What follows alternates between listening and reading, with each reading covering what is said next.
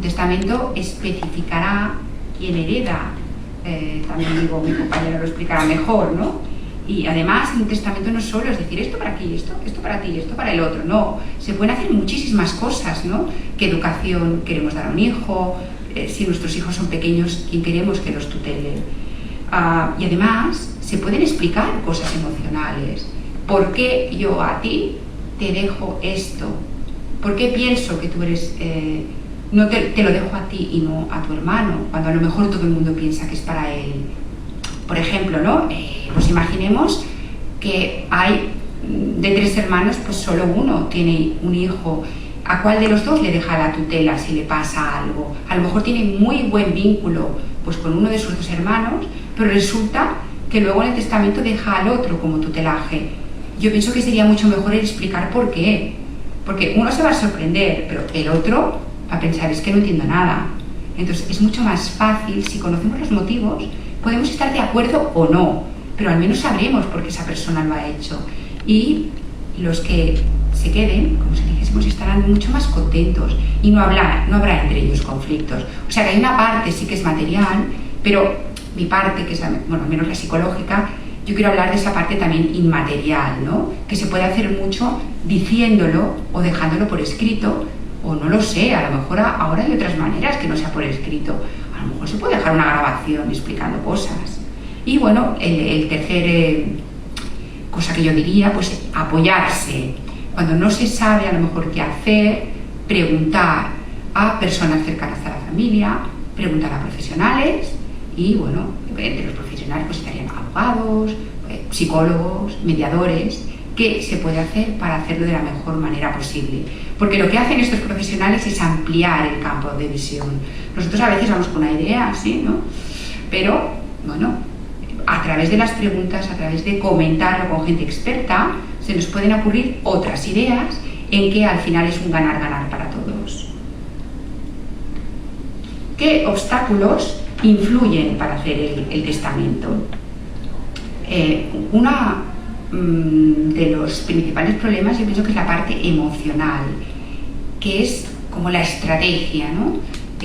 Bueno, ¿cómo lo vamos a hacer? ¿Cómo lo repartimos esto para que sea equitativo?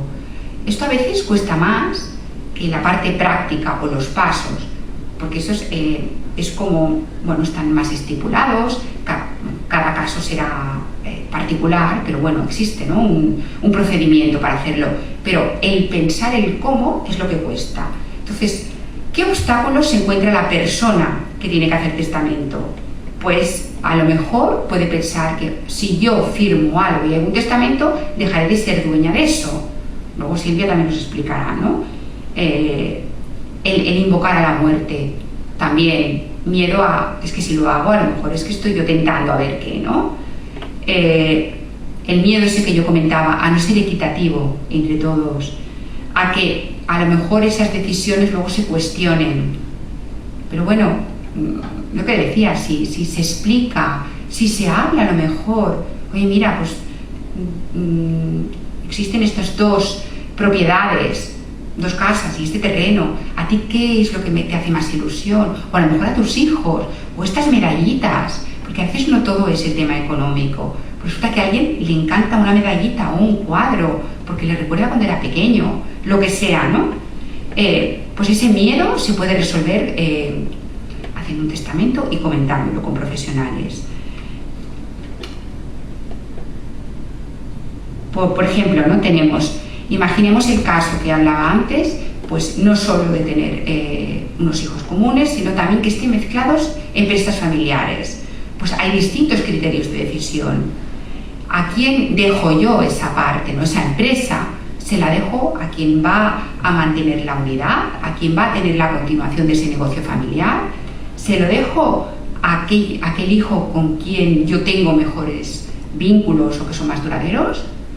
Porque al final esto pasa, aunque sean todos iguales, bueno, pues a veces sí que tenemos un mayor feeling con alguien, eso es indiscutible, pero bueno, no por ello tenemos que dejar las cosas de manera desequilibrada, ¿no?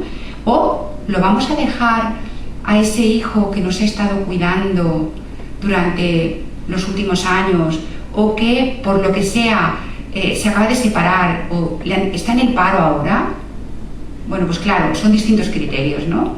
Y eso a veces hace que nos inmovilicemos y no hagamos nada, que es un poco donde intentamos llegar, que es lo que no hay que hacer. Por otro lado, ¿qué obstáculos tienen los hijos para decir a sus padres que hagan un testamento? Pues también que los consideren como personas interesadas que solo se centran en lo económico y que quieren que se muera el padre. Esto ocurre, lo hemos comentado con muchas personas y a veces no se atreven, no saben cómo hacerlo, cómo decirlo y las cosas se quedan pues sin resolver, ¿no? Al final, el coste económico, lo que cuesta hacer un testamento, que además se puede cambiar un montón de veces, es lo último, porque es muy barato y realmente valdría la pena, ¿no? Pues ya por último os hablaré de 7 como ideas o consejos que os pueden ayudar. Conocer que la incertidumbre, el no saber el qué, es lo que crea más angustia a todos los niveles. Cuando nos encontramos mal, no sabemos qué nos pasa, nos va a crear más incerteza que el tener ya un diagnóstico. A partir de ese momento ya estamos tranquilos. Pues a lo mejor el saber en vida, oye, mira, esta casa será para ti, o tú te vas a encargar de ser el director comercial de esta parte de la empresa, o estos cuadros serán para ti. Bueno, pues ya genera más tranquilidad. Por otro lado, el hacer testamento también va a ayudar a minimizar o saber gestionar o a encontrar una manera de que no haya tantos conflictos.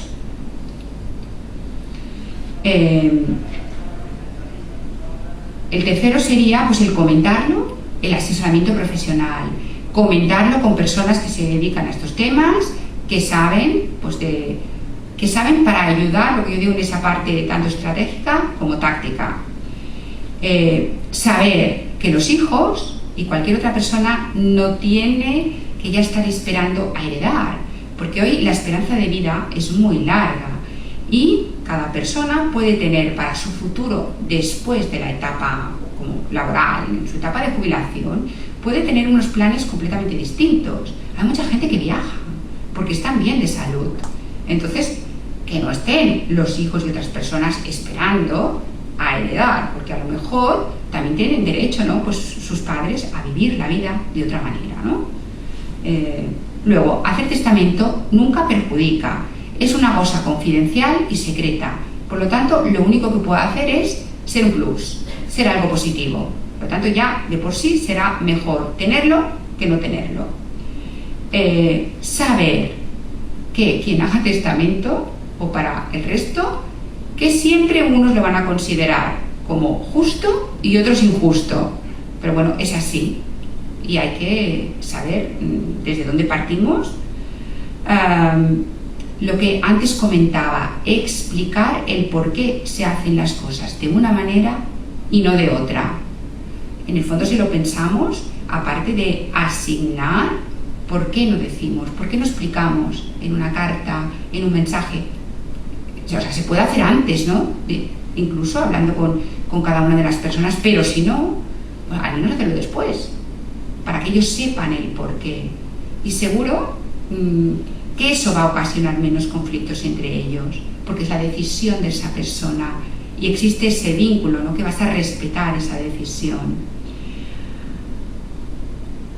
Bueno, y por último yo os diría, si he empezado diciendo que la familia en España, y seguramente para todos nosotros, es algo tan importante, pues dejemos las cosas bien para que la familia continúe unida después de que ya no estemos. Entonces yo os animaría a que, bueno, a la salida de aquí reflexionarais un poco y dedicarais unos minutos a pensar sobre lo que estamos hablando y de si vale o no la pena, para evitar todo eso que a nivel familiar ocasiona tantas desavenencias, tantas personas que se meten, tanto decir, ostras, tanto que a lo mejor he luchado por mis hijos, que les he intentado juntar como familia y luego que acaben así, realmente es una pena.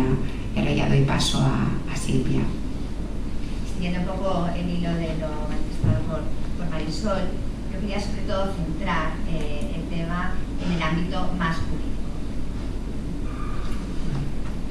las relaciones familiares a lo largo de la vida de una persona van teniendo pues, una serie pues, de fases importantes que hay que considerar. Es fundamental pensar, hacer un planteamiento en la vida, que a veces es difícil o a veces no encontramos el momento, de ver qué vamos a hacer con todo lo que tenemos, con nuestro patrimonio, con lo que vamos a tener en el futuro para cuando no estemos. Esta decisión, esta autonomía de la voluntad, este decidir qué vamos a hacer con lo que tenemos, muchas veces no encontramos el momento, porque en la vida pues, hay muchas fases. Primero pues, somos jóvenes, luego pensamos pues, que no es necesario hasta que vayamos teniendo una madurez mayor, pero sí que hay que centrarse, y yo siempre aconsejo en el despacho, en un momento determinado, pensar pues, que la vida nunca se sabe lo que puede llegar a pasar y que es importante, por el bien de todos, hacer esta reflexión, este pensamiento de ver cómo vamos un poco a gestionar todo lo que tenemos para el futuro. ¿Qué es importante? Hay que tener básicamente en cuenta que cada familia es muy particular y que cada unidad familiar, cada persona, tenemos nuestras particularidades, nuestras relaciones familiares pues, distintas unos de otros, y tenemos que pensar que en nuestra unidad familiar qué es lo mejor o cómo tenemos que plantear ese futuro. ¿Qué quiero decir con esto? Que el tema tanto emocional como el tema jurídico van muy unidos. Entonces tenemos que tener en cuenta primero, pues, las relaciones que tenemos con las personas que tenemos cercanas, las dificultades que tienen los hijos, tenemos que pensar también la realidad individual que tenemos y intentar diseñar esta situación post-muertos, o sea, para cuando ya no estemos, en base a todo ese panorama que tenemos. Es decir, la realidad tiene que ir unida también al tema jurídico.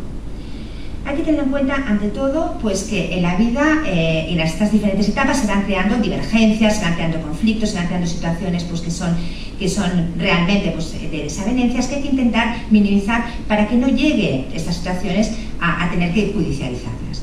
Con esto quiero decir un poco en el hilo de lo que decía Marisol, que es muy importante en la familia el poder hablar de estas cuestiones de diseñar la situación para el futuro. En otros países, como en Holanda, por ejemplo, y en Finlandia, está ya muy introducido en la mediación. Incluso se habla mucho en las familias, lo que se llaman consejos familiares, de cómo se va a diseñar o cómo se va a organizar el futuro para cuando una persona no esté. ¿Qué quiere decir esto? Que si en una familia uno y otro conocen la voluntad, conocen un poco la forma de pensar de los padres de cara a cómo distribuir los bienes que tienen, el dinero, en función un poco, pues a lo mejor de las circunstancias personales, las circunstancias incluso físicas de un hijo o de otro, pues en el momento que no estén va a ser mucho más fácil el poder aceptar esa decisión del testador, de la persona que ha hecho el testamento.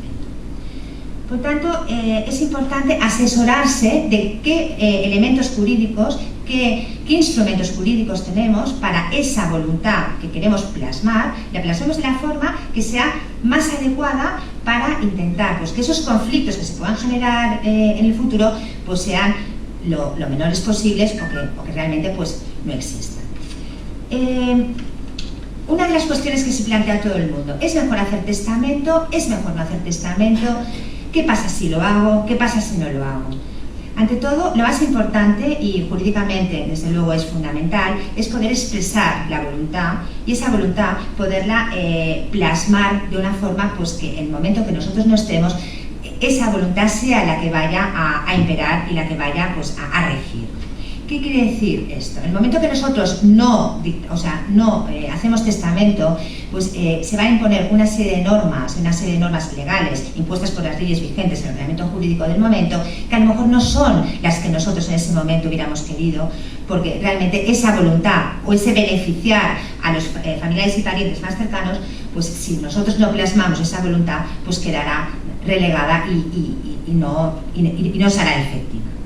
Por tanto, es importante cómo evitar la conflictividad. En primer lugar, tenemos esa conflictividad familiar que puede derivarse de las desavenencias en diferentes etapas, se puede evitar con una buena información de cómo gestionar esos elementos o esos instrumentos jurídicos para el futuro. La voluntad del testador, como he dicho antes, es importante, sobre todo, intentar ver cómo queremos orientar esa herencia. ¿A quién queremos o cómo queremos distribuirla? A lo mejor debemos pensar que el hecho de tener varias propiedades o de tener pues, diferentes inmuebles, el hecho de que a lo mejor tenemos varios hijos o varios parientes y queremos dejar estos inmuebles a todos, puede a lo mejor ocasionar una serie de conflictividad o una serie de problemas fiscales, económicos y patrimoniales que a lo mejor no son los adecuados. Por lo tanto, es fundamental pensar más allá del momento o más allá de unos años determinados, sino pensar qué harán mis hijos en concreto si entre 7 se tienen que dividir una casa. ¿No será mejor a lo mejor pues dejar o legar algo concreto a uno, o a lo mejor intentar compensar, o a lo mejor en función pues, de las situaciones de uno y otro intentar compensar? Porque esa decisión puede también evitar pues, una serie de conflictos importantes, de a lo mejor, ya aunque te lleves bien, no saber cómo dividir o no saber cómo, o incluso tener un problema económico importante de no saber cómo poder asumir pues, esa herencia que te han podido dejar tus padres. Entendemos también que esa voluntad de decidir a quién dejar pues, el patrimonio que tenemos muchas veces viene condicionado también por una serie de comportamientos de los hijos. El tema de desheredar o castigar a un hijo, que se suele utilizar bastante habitualmente, muchas veces viene dado por unos comportamientos realmente pues, totalmente ilícitos o totalmente perjudiciales para la familia o para los mismos padres. El hecho de desheredar a un hijo, que realmente es una pregunta que habitualmente, pues, bueno, o generalmente en el despacho me la hacen bastante, es bastante triste, pero suele pasar pues, que hay hijos que a lo mejor se han torcido pues, en la vida familiar, que realmente pues, más que dar alegrías o un clima de paz en la familia, pues han perjudicado porque ha habido pues, temas de violencia, temas de drogas o temas pues, realmente graves. El tema de desheredar a un hijo es un tema grave, pero implica el no dejarle nada a ese hijo. Es decir, ya no solamente no ser heredero, sino incluso ese hijo no tendrá derecho ni a la legítima, es decir, a ninguna parte de la herencia. ¿Cómo hay que justificar esta decisión? Esta decisión es una decisión realmente fuerte, pero que debe ser justificada de forma probatoria o documental. Es decir, si uno hace un testamento y quiere desheredar a un hijo, tiene que acreditarlo con documentos, con pruebas. Por ejemplo, pues con alguna carta que haya recibido de este hijo en el cual el hijo le ha dicho que no se va a ocupar de él. Tuve un caso en el despacho muy concreto en el cual un hijo de unos 50 años le mandaba emails a su padre diciéndole pues, que ojalá se muriera porque él no iba a contribuir en nada a ayudarle y que realmente pues, le daba igual que comiera o que no comiera porque él consideraba pues, que no se había portado bien con él y que no quería pues, ni asumir las necesidades más básicas de su padre. ¿Y qué pasó? Pues toda esta documentación la iba recopilando, la iba teniendo un poco para justificar un poco esta decisión que realmente venía motivada y venía por relación con esa actitud del hijo con su padre. Una cosa sería el tema de desheredar, que es lo que he comentado ahora, que es anular a ese hijo por esos comportamientos irregulares, anularlo en testamento. Y otra cosa sería castigar al hijo. ¿Qué quiere decir castigar? Castigar quiere decir que puede seguir siendo heredero y uno quiere que sea heredero, pero pone una serie de condiciones. Es decir, a lo mejor limita la edad en la que va a heredar, limita las condiciones en las que va a heredar, y incluso en el testamento se puede reflejar y se puede expresar estas condicionantes para que realmente quede claro y que cuando el heredero o el hijo en este caso lo lea, sepa también un poco pues, por qué ha llegado su padre o el Estado en este caso pues, a tener esa voluntad. Entraré un poco más en explicar qué es un testamento, cuál es la naturaleza jurídica del testamento y qué clases de testamento hay y qué debe incluir el testamento. El testamento es un acto por el cual una persona dispone sobre el destino que quiere que tengan sus bienes, el destino global de sus bienes cuando se produzca su fallecimiento. Los bienes de esta persona se van a traspasar totalmente pues, a las personas que nombremos herederos, legatarios, albaceas, etcétera, en el testamento. Es importante tener en cuenta que es un acto jurídico, que es un acto unilateral, que es un acto personalísimo, que se puede revocar, es decir, que es cambiante, que el hecho de hacer un testamento vincula solamente mientras este testamento no esté anulado por otro, que no se puede cargar a una tercera persona, es decir, el testamento debe hacerse por uno mismo, tanto si es ante un notario, como ya explicaré, como si es un testamento hológrafo, que sería un testamento escrito, y tampoco se puede hacer por poder, es decir, es un testamento que debe hacerse de forma personal. El testamento no es para toda la vida, como ya he dicho, se puede cambiar en función de las circunstancias familiares, las circunstancias personales, patrimoniales de cada persona. Las circunstancias más importantes que se van sucediendo a lo largo de la vida de una persona por la cual se cambia el testamento puede ser una situación de divorcio o ruptura, que un hijo puede tener problemas, que debemos vendernos propiedades que hayamos adjudicado a un hijo pero que por necesidades económicas las tenemos que vender antes de nuestro fallecimiento, porque una persona, bueno, una familia puede perder a un hijo, entonces tiene que distribuir también pues, su voluntad respecto a los demás. Desear que no se herede una parte de la herencia, como ya he manifestado antes, que uno de los hijos, por ejemplo, no herede una parte de la herencia. Y hay que tener en cuenta que el último testamento, o sea, que el último testamento anula el anterior. Es decir, el último es el que vale. El contenido. ¿Qué debe contener el testamento? El testamento es, como ya he dicho, es un acto jurídico unilateral y en el cual se puede disponer la voluntad de una persona. Es decir, la autonomía de la voluntad es muy amplia y en un testamento se puede incluir casi cualquier disposición que una persona quiera porque el ámbito jurídico del testamento es muy amplio. En primer lugar, lo importante es definir, fijar exactamente quiénes serán los herederos. Es decir, el heredero se puede nombrar un heredero universal o varios herederos, a los hijos, por ejemplo. También se puede nombrar usufructuarios, es decir, nombras herederos a las personas, por ejemplo, a tus hijos, y usufructuario, pues a tu marido, por ejemplo. Mientras él viva, pues que tenga ese usufructo. El usufructo es el derecho de uso, el derecho de disponer y el derecho de poder disfrutar de una serie de bienes, e incluso también de una serie de rendimientos de lo que son capital inmobiliario, o sea, ya no son bienes inmobiliarios, sino inmobiliarios, pero no tienes la propiedad. O sea, el usufructo te da solamente el derecho de uso, pero no la nuda propiedad. La propiedad la tendría en este caso el heredero. También en un testamento se puede disponer de legados. ¿Qué son los legados? Los legados son como parts o como partes de objetos, bienes, etcétera, que se atribuyen a una persona, que se adjudican a una persona. Generalmente pues el legado puede ser pues un bien inmueble, generalmente pues puede ser también, a veces sí que son objetos o pueden ser pues un determinado mobiliario, cuadros, etcétera. Otra figura importante que suele también utilizarse bastante es el nombramiento del albacea. El albacea es una persona de confianza absoluta que distribuye la herencia según un criterio objetivo, es decir, distribuye la herencia pero de los herederos que ya están nombrados en el testamento.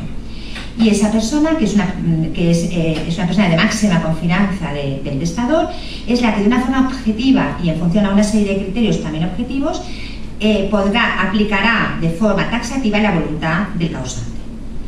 También en un testamento se pueden nombrar administradores judiciales y administradores para cuando los hijos son menores de edad, para administrar sus bienes y también limitar, por ejemplo, la edad en la cual estos hijos podrán disponer libremente de estos bienes, que puede ser incluso edades superiores a la mayoría de edad, 24, 25 años, etc. Y también se puede limitar la forma de hacerlo, los límites y también en función y también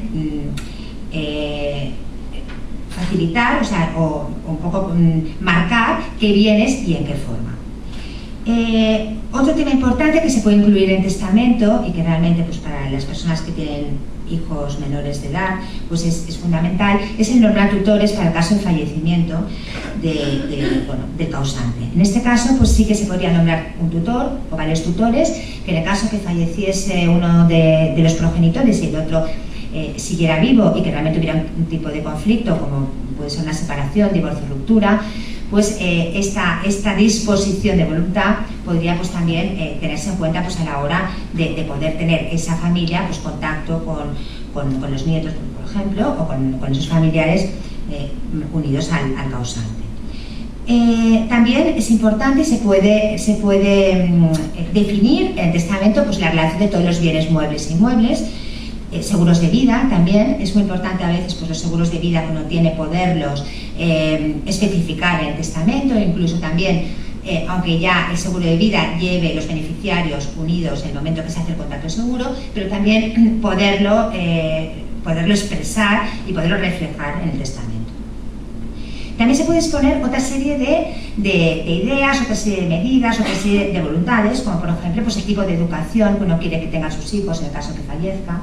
también se puede especificar y se puede incluso pues delimitar de forma muy clara y también amplia. Otra de los actos que también se puede incluir en un testamento es lo que se llama testamento vital, que sería el poder reflejar la voluntad de cómo queremos que se trate el tema de una enfermedad terminal, en el caso pues, que tengamos una situación terminal, la donación de órganos también, disposiciones en caso de tener pues, que los familiares que están a nuestro lado, en caso de esta enfermedad terminal que decía, pues cómo tendría que actuar, y se puede también delimitar y se puede también expresar de la forma pues, más amplia que podamos en el testamento. A lo largo de la vida, este testamento, estas decisiones que hemos tomado, que se han reflejado, pueden cambiar. Y yo me encuentro en el despacho, sobre todo mi despacho, especializado en Derecho de Familia, Separaciones y Rupturas, que a lo largo de la vida, sobre todo en las situaciones de ruptura, pues debe cambiarse el testamento muchas veces. También se reconstituyen familias, también se amplían pues, familias en diferentes ámbitos. Por lo tanto, en cada momento que hay un cambio importante que realmente pues, se vuelve a reestructurar el ámbito familiar, a veces es muy necesario el cambiar esta voluntad porque han cambiado las personas y han cambiado también las circunstancias en muchas ocasiones.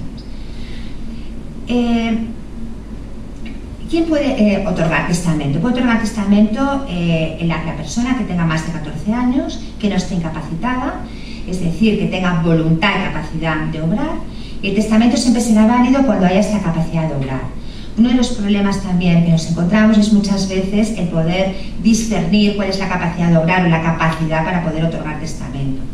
Por lo tanto, en personas mayores, en personas ancianas, enfermas, con demencias, con Alzheimer, se intenta, pues realmente pues es la norma, el que haya 2 o 3 testigos y un notario que pueda realmente analizar y canalizar y poder valorar esa capacidad y esa posibilidad de poder dar esa voluntad pues, de una forma libre y espontánea y no condicionada. ¿Qué tipos de testamentos tenemos o qué tipos de formas de expresar esa voluntad? Generalmente el testamento más habitual es el testamento notarial, el testamento abierto, que se otorga ante un notario y el cual, como ya he manifestado, se recoge toda esta serie de voluntades, esta serie de medidas que una persona pues, quiere que consten y que, sobre todo, pues, es una disposición de voluntad amplia, cambiante y que se puede ir variando a lo largo de que vayan cambiando las circunstancias. El testamento también puede ser cerrado, a veces por circunstancias personales o por circunstancias muy privadas de cada uno.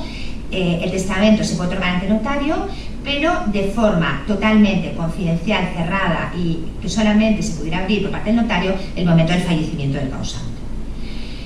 Luego también tenemos el testamento hológrafo, que es un testamento realizado a puño y letra por el testador, el cual pues, también en este testamento se expresa la voluntad, que en ocasiones, pues, en caso de una enfermedad pues terminal o que realmente pues, no quieras que un notario venga pues, para tú hacer el testamento, pues se puede escribir una serie pues, de disposiciones de voluntad, pero ese testamento siempre tiene que estar también validado por un notario, es decir, aunque tengas ese testamento hológrafo, el notario lo abrirá y verificará que realmente, pues, de una forma pues, pericial o que esa letra corresponde al causante.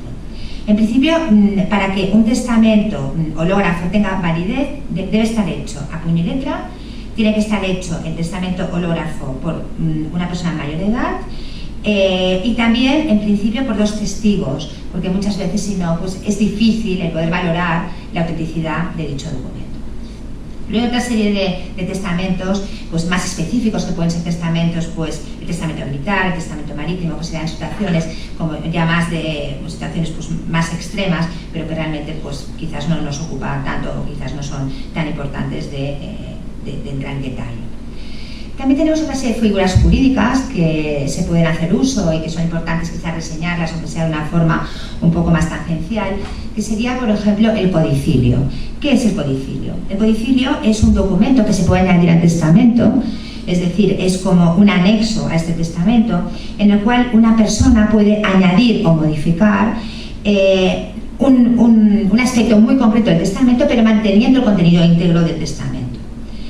¿Qué sería un codicilio? Sería, por ejemplo, el poder añadir un seguro de vida, por ejemplo, a este testamento, un seguro de vida, y este seguro de vida poderlo a lo mejor pues enfocar pues, hacia unas personas determinadas que a lo mejor en el momento que realizamos el testamento pues no estaban en nuestro ámbito familiar. Este codicilio pues, sería siempre manteniendo el contenido íntegro del testamento, pero como un documento anexo y siempre unido al mismo.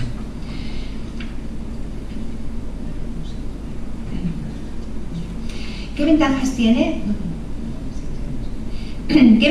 tiene otorgar un testamento? Como he manifestado antes, la ventaja principal de otorgar un testamento es que se expresa exactamente la voluntad nuestra y que por lo tanto también podemos tener esa capacidad de poder diseñar esa situación para el futuro contemplando todas las circunstancias, todos los factores, todos los ítems y todo el entorno nuestro, y que realmente pues es un acto de madurez el poder pues reflejar esa voluntad pues de una forma pues lo más veraz y lo más adecuada posible a nuestra realidad. Pero ¿qué pasa? En ocasiones pues no se realiza el testamento por circunstancias varias, porque hay muertes prematuras, porque realmente hemos considerado que no es necesario. Entonces en ese momento pues realmente se abre una herencia que se llamaría herencia a pintestato, que muchas veces ocasiona una serie de problemas, una serie pues, de circunstancias complicadas que muchas veces desembocan en procedimientos judiciales.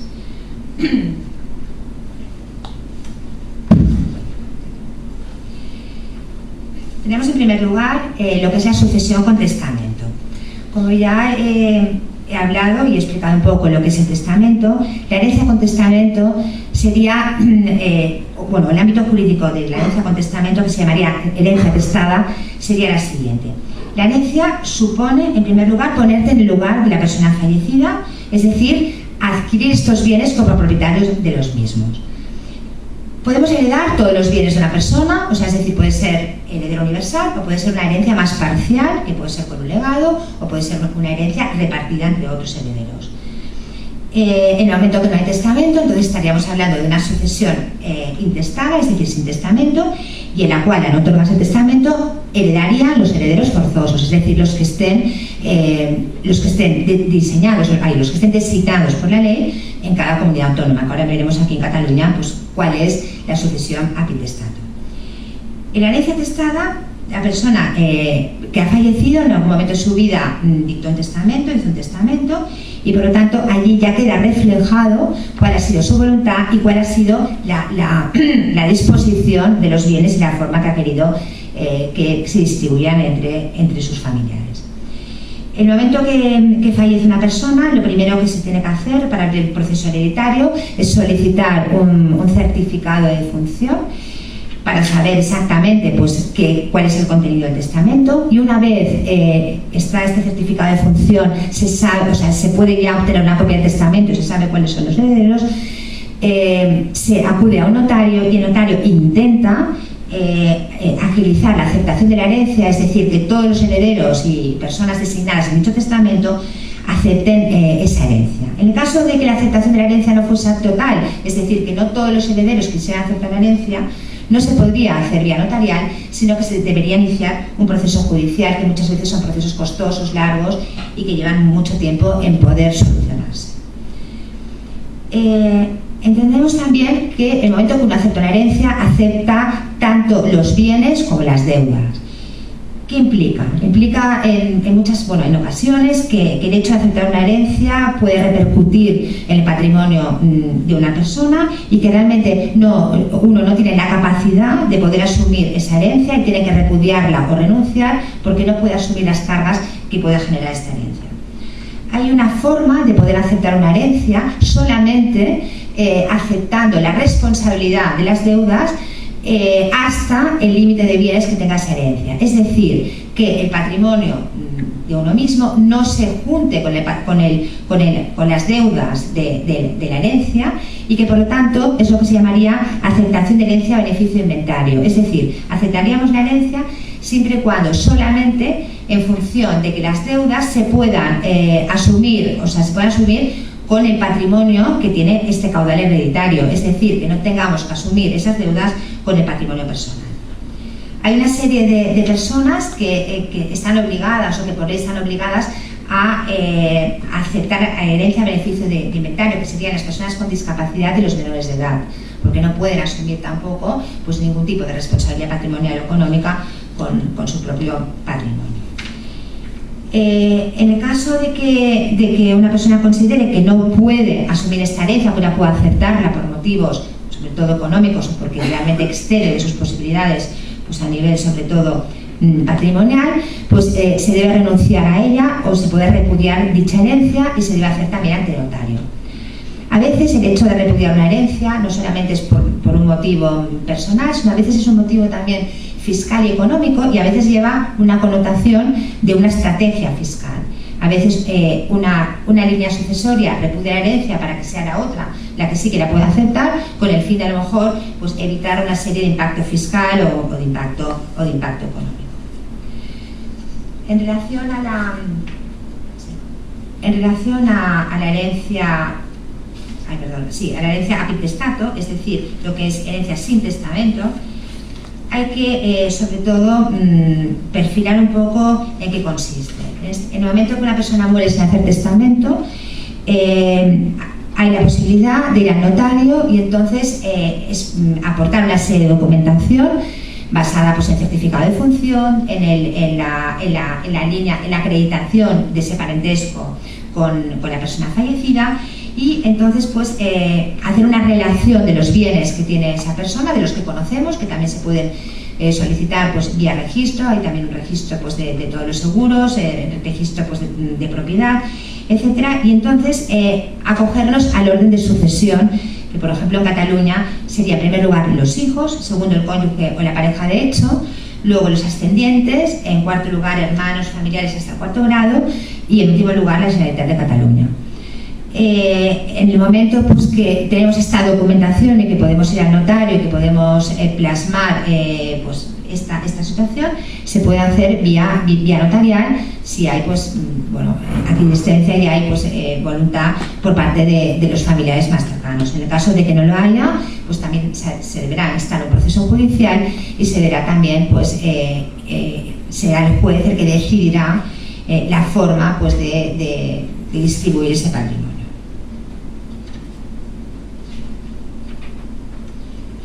Bueno, como ya he hecho un poco referencia, las instrucciones en la herencia que son fundamentales serían en primer lugar los herederos, que serían las personas que están designadas en el testamento y que son los que van a asumir y los que van se les va a transmitir esos bienes que nosotros hemos decidido que ellos los asuman.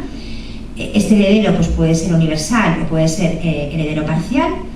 Luego estaría el heredero de confianza, que el heredero de confianza es una figura parecida al albacea pero diferente, porque el albacea sería la persona de confianza que distribuye la herencia que ya está designada por el testador, y el heredero de confianza sería la persona que el testador designa, pero será él el que nombrará a los herederos. Es decir, el albacea ya tiene los herederos nombrados, el heredero de confianza será él el que nombrará a los herederos con su propia decisión y con su propia voluntad, dado que el testador le ha dado esa capacidad y esa confianza para hacerlo. Otra figura importante sería el legitimario. El legitimario es la persona que va a recibir la legítima, que en el derecho civil catalán es la cuarta parte del caudal hereditario, y pues el legitimario es una figura importante, la cual pues, tiene esa posibilidad de reclamar la legítima, y hay un plazo de 10 años desde la muerte del causante para poder reclamar la legítima que por ley está establecida. También es fundamental el hacer referencia al plazo que una persona tiene para poder aceptar la herencia. Es un tema que a veces pues, uno se plantea, son 30 años para poder aceptar la herencia. En el momento que se pasa este plazo, pues está ya prescrito y no habrá la capacidad para hacerlo. Otro tema importante y que muchas personas también se plantean y que preguntan y que tienen muchas dudas, es un poco qué diferencia hay entre herencia y donación, o qué repercusión o qué importancia tiene entre el plantearnos que sea mejor un planteamiento de herencia, o a lo mejor sería mejor donar bienes durante la vida. La donación es un acto mediante el cual una persona regala algo a cambio de nada. O sea, es importante el concepto un poco jurídico de lo que significa una donación. Podemos donar, podemos donar a personas, a sociedades, a instituciones religiosas, etc. La donación tiene libertad de forma, es decir, si se dona un inmueble no es esencial que se haga escritura pública, puede ser escritura pública, puede ser en contrato, y en la mayoría de comunidades, no en todas, comunidades autónomas, se paga casi igual con donación como con herencia. La donación no es válida hasta que no la acepta el que la recibe. Es decir, si uno dona algo a otro, hasta que éste no la acepta, no se considera válida. Una persona puede regalar todo lo que tenga, siempre y cuando se reserve lo mínimo para el sustento. A veces se encuentra, voy a donar todo, pero lo importante es que te quede al menos lo mínimo vital para poder vivir. Si uno tiene hijos y, por ejemplo, hace una donación, puede revocarla posteriormente si después de haberla hecho tiene hijos o resulta vivo el hijo que creía muerto. Estas son situaciones que a veces se dan, que hay 5 años para poder pedir la revocación desde el nacimiento de un hijo. Estas son situaciones a veces, un poco, no muy habituales, pero que pueden darse. Es importante un poco especificar cuáles son las principales diferencias entre la herencia y la donación. En relación al impuesto, la donación se paga cuando se hace y la herencia se paga cuando la persona fallece. Esto sería la principal diferencia. En la donación, el lugar. Luego hay una diferencia en relación al lugar. La donación se paga donde reside el que la recibe, es decir, el donatario. Y la herencia se paga donde residía el fallecido. Hay una diferencia importante. En la donación, ¿quién recibe la donación? La paga el que la recibe. Y la herencia la paga el que hereda. También es importante, desde el punto de vista de la ganancia patrimonial, la diferencia que hay entre donación y herencia. En la donación puede haber ganancia patrimonial en el bien que se dona y esta ganancia patrimonial repercutirá en el impuesto sobre la renta. Y en la herencia no hay ganancia patrimonial, ya que sería lo que consideraríamos la plusvalía del fallecido. Por lo tanto, estas diferencias entre herencia y donación son importantes también a la hora de poder también disponer de la voluntad de cómo gestionar nuestro patrimonio para el futuro. A lo mejor es más conveniente alguna parte del patrimonio donarla antes, también haciendo un estudio fiscal de esta situación, o dejarlo todo para un tema posterior de herencia.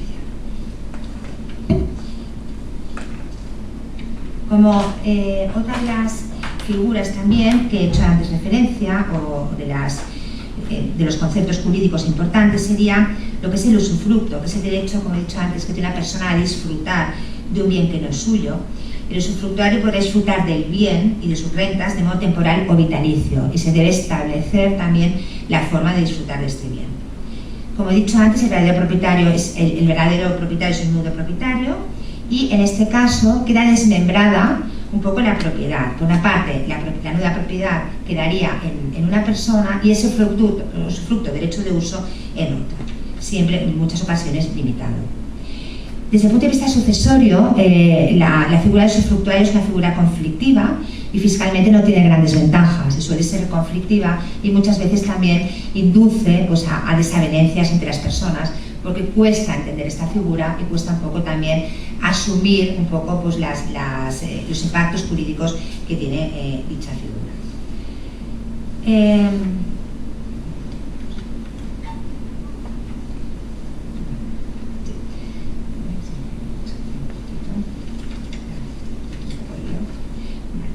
En relación al derecho civil catalán, como ya he manifestado antes, un poco ya he hecho alguna referencia porque me extendí un poco en las pinceladas que quería dar.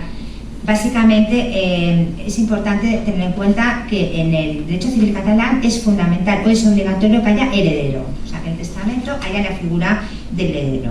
Otra de las figuras reguladas en el derecho catalán es la figura de la legítima, que es aquella parte que obligatoriamente se debe destinar a una serie de personas que normalmente son los hijos. que son los llamados herederos forzosos. Es una cuarta parte de toda la herencia, como ya he manifestado antes.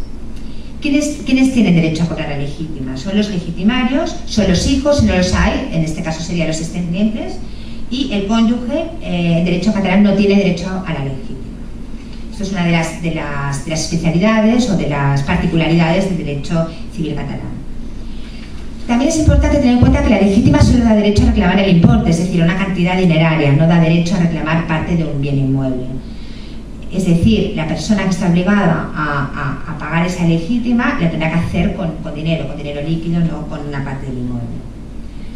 Para el cálculo de la legítima debemos también añadir y tener en cuenta los bienes donados en vida por el testador a cualquier persona durante los 10 años anteriores a su muerte. Es decir, los regalos hechos en vida se tienen en cuenta a la hora del reparto y a la hora de cuantificar esa legítima. El derecho catalán, impone que la acción de reclamación de la legítima finaliza o acaba o prescribe a los 10 años. En relación a la figura de la albacea, el derecho civil catalán se establece una retribución del 5% del valor de la herencia para la albacea universal, es decir, es voluntario, pero se puede establecer esta cuantía, y un 2% del caudal prelicto total para el albaceo particular, que será la figura del contador partidor. En el derecho civil catalán también se reconoce al cónyuge viudo o al miembro superviviente de una unión estable de pareja un máximo de hasta una cuarta parte de la herencia para cubrir sus necesidades vitales. Esto es lo que en derecho civil catalán se llama la cuarta viudal. En las herencias y testamento, otra particularidad también es que si no hay testamento, heredan en primer lugar los hijos, como ya he dicho antes, y nietos del fallecido. El cónyuge pasa al segundo lugar en esta herencia, en el orden de suceder, y por delante estarían los ascendientes. Se contemplan también en el derecho civil catalán los pactos sucesorios, el codicilio, la memoria testamentaria, etc. Y como he dicho, lo principal, lo que realmente haría que el testamento fuera nulo, es que tiene que tener obligatoria la institución del heredero el testamento en el derecho civil catalán. Bueno, ya para finalizar un poco el consejo que yo os transmitiría a todos, es que es fundamental, sobre todo, pensar, valorar la situación particular de cada uno, y que es muy importante el hacer esta distribución de nuestro patrimonio para el futuro, analizar bien y sobre todo asesorarnos mucho de todos estos instrumentos jurídicos y fiscales, económicos que tenemos en nuestra mano para esa voluntad, poderla establecer y fijar de la forma más beneficiosa para todos. Y luego también el favorecer al máximo en la familia esa comunicación, esa transparencia, y es intentar dentro de la medida de lo posible comentar estos temas para que realmente esa decisión que tomemos sea quizás la más adecuada, también teniendo en cuenta todas las particularidades y también todas las singularidades de nuestra familia. Por tanto, creo que el tema jurídico y el tema psicológico van unidos, y que esa capacidad de poder analizar, pensar y madurar esta decisión nos puede llevar luego a una situación mucho más beneficiosa para nuestros descendientes, y el poder evitar estos conflictos, estas desavenencias que solo llevan a situaciones que no son en ningún caso beneficiosas para los descendientes, y que está en nuestras manos también poderlas evitar. Y por mi parte, desde el punto de vista psicológico, mi consejo os lo voy a representar con esta caja. Una herencia al final es un regalo que nos dan, entonces es mucho más fácil para los hijos y para todos que en vez de que nos dejen esto, no sé si lo veis, entero, es mucho más fácil que nos den trocitos, trocitos de la manera que sea. Vamos a poner aquí estos, que luego los hermanos o otras personas se los intercambien entre sí, es mucho más fácil y ayuda más a todos. Entonces yo lo que os aconsejaría que penséis en este tema.